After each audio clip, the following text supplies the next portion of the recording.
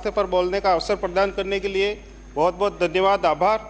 सभापति महोदय, मैं आज इस सदन में 84 विधानसभा की उस माँ का दर्द बयां करने खड़ा हुआ हूँ जिसकी तकलीफ ने इंसानियत को शर्मसार कर दिया, जिसकी ममता का अपमान हमारे चिकित्सा तंत्र ने खुलेआम किया।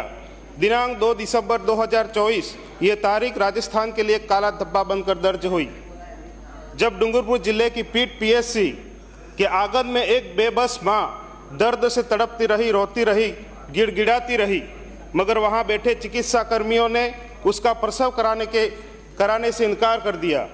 न कोई डॉक्टर आया, न कोई नर्स, न कोई सहारा देने वाला हाथ। और वहीं खुलेआम आसमान के नीचे अस्पताल के दरवाजे पर उस मां ने अपने लाल को जन्म दिया। अगले दिन उसी पीएससी के बाहर एक बोर्ड टांग दिया गया, यहाँ आपातकालीन प्रसव सुविधा उपलब्ध नहीं है। बाहरी सरकार, बाहरी चिकित्सा व्यवस्था, जब जिंदा मां बच्चों की चीखों को सुनकर भी आपकी आत्मा नहीं कांपी तो फिर उस बोर्ड पर लिखने की जरूरत क्या थी? ये बोर्ड आपकी संवेदनहीनता का प्रमाण पत्र है।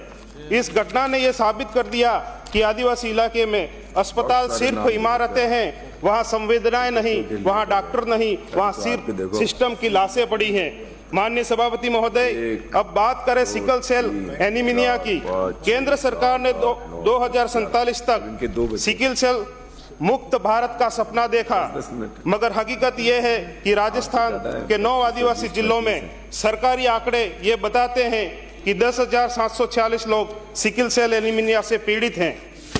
और ये आंकड़े तब के हैं जब स्क्रीनिंग नाम मात्र की हुई है। अगर ईमानदारी से हर गांव, हर फले, हर घर में जाकर स्क्रीनिंग की जाए तो ये आंकड़े लाखों में निकलेंगे। जब स्क्रीनिंग ही नहीं करोगे तो बीमारी को कैसे पकड़ोगे, और जब बीमारी ही नहीं पकड़ोगे तो इलाज कैसे रोकोगे? 2047 में सिकल सेल मुक्त भारत बनाने का अपना सपना महज चुनावी वादा है। हम तो मरते आ रहे हैं सदियों से सरकारी वादों की चादर ओढ़कर। कभी मलेरिया, कभी टीबी, कभी सिकल सेल हमारी जिंदगी बन गई है लाइलाज कैंसर। माननीय सभापति महोदय, आदिवासी इलाके की चिकित्सा व्यवस्था सिर्फ रिपोर्टों में चमक रही है, धरातल पर सिर्फ अंधेरा है, लाचारी है, बेबसी है।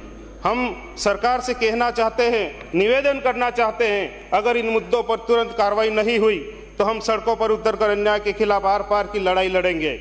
अगर इंसानियत बचानी है तो हमें न्याय दो, अगर आदिवासी की ममता की कद्र है तो हमें इंसाफ दो, वरना हर गांव, हर चौपाल से एक ही आवाज आएगी, बिल प्रदेश बनाना ही आखिरी हल है। माननीय सभापति महोदय, 84 विधानसभा क्षेत्र में स्वास्थ्य संबंधी सुविधाओं की बात करें तो मेरे क्षेत्र में अस्पतालों की स्थिति बेहद ही गंभीर अवस्था में है। कई अस्पतालों में डॉक्टरों की कमी है तो कई जगहों पर स्टाफों की कमी नजर आती है। वहां पर चिकित्सा सुविधाएं ऊंट के मुंह में जीरा के समान है। ऐसे में आम जनता का इलाज कैसे संभव है? सरकारी अस्पतालों में जरूरी दवाइयों की कमी के कारण मरीजों को गोलियां व कुछ प्राथमिक दवाइयां दे करके संतुष्ट किया जाता है। इसी कारण वहाँ गरीब मरीज को प्राइवेट मेडिकलों में दवाइयाँ खरीदनी पड़ती हैं और कई सारे केसेस ऐसे हैं, डिलीवरीज व एक्सीडेंटल केसेसों को रेफर कर दिया जाता है। माननीय सभापति महोदय, इससे बड़ी दुविधा ये है कि आम नागरिकों को अच्छी सुविधाएं नहीं मिलने के कारण अपनी जमीनें गिरवी रखनी पड़ती हैं, अपने गहने गिरवी रखने पड़ते हैं, या फिर किसी से ब्याज पर पैसे लेकर के अच्छे इलाज के लिए गुजरात जाते हैं। इसी कारण आम नागरिक की आर्थिक कमर टूटती जा रही है। माननीय सभापति महोदय, मेरी विधानसभा में पीएससी व सीएससी के भवन तो हैं, पर उनकी हालत बहुत ही खराब व जर्जर अवस्था में है। वहां पर मूलभूत सुविधाओं का अभाव है, इस पर काम करने की जरूरत है। माननीय मंत्री महोदय से विशेषकर दक्षिणी राजस्थान के अंतिम छोर पर बचे आदिवासी इलाके को स्वास्थ्य सेवाओं पर ध्यान देने की जरूरत है। माननीय सभापति महोदय, दक्षिणी राजस्थान के आदिवासी अंचल के गाँवों में कई झोला छाप बंगाली 10वीं 12वीं पास करके क्लिनिक, खुलेआम क्लिनिक खोल रखे उन लोगों ने। ऐसे लोगों की किसकी सेवा पर क्लिनिक खोलने का अधिकार दिया गया? तो चिकित्सा विभाग के बड़े अधिकारियों का साया उन पर है, ऐसा लग रहा है। फिर भी ऐसा अगर नहीं है तो अधिकारी लोग इन पर कार्रवाई करें। सीएससी और पीएससी में जांचों के नाम पर लिस्ट बड़ी है, पर कुछ ही बीमारियों की जांचें हो रही है और कुछ की नहीं।